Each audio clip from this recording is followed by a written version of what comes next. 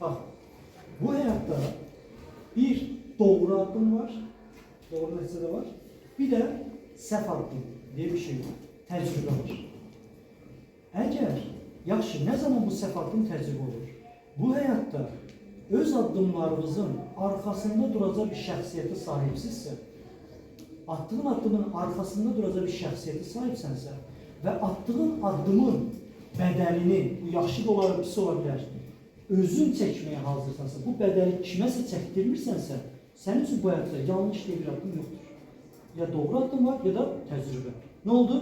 Təcrübə. Keçdim o birisini deneyim, keçdim o birisi addıma. Başa düşürsünüz? Yox, əgər addımı attım, mən Avropada oxuyacağım, dalaşdın evdən çıxdın, getdin Avropaya, ata, ana, oxuya bilmirəm, qurtarın məni, mən gələm evə, falan, olmadı deyirsənsə, incimə dostum, sən böyüməlirsən. Sən elə uşaqsan, uşaq olduğun üçün elə valideyn sözünü oxuyursan, daha yaxşı olur. Bir addım atacaqsan bu hayatta, ne olur olsun, bədəlini özü çəkdirəcəksin, sevdiklərini çəkdirməyəcəksin.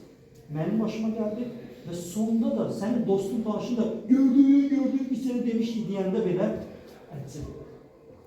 Mən bu qərarı verdim. Mən elədim, özüm getmək qərarı verdim, getdim, əcəb elədim. Özüm qayıtmaq qərarı verdim, özüm əcəb elədim. Tamam mı? Mənim yolumdur, sizi ilgiləndirməz. Bu xarakterde olmalısınız yani dostlar. Hayatta, hayatınız belə dağılırsa, aileniz belə dağılırsa, boşansanız belə, bizdə boşanana necə baxırlar cəmiyyətdə? Loser, hələ qadınsan, boşanırsa, öldürsən bir cəmiyyət, yaşamır. Düzdür? Mən bu insanı seçmişəm, mən bu insana ailəyəm, əcəb eləmişəm. Sənin duruşun da olmalıdır, mənim seçimimdir. Düzdür? İndi mən ayrılıram, haqqımızda xeyrisi ayrılmağımızdır. Əcəb eləmişəm. Siz ilgiləndirməz.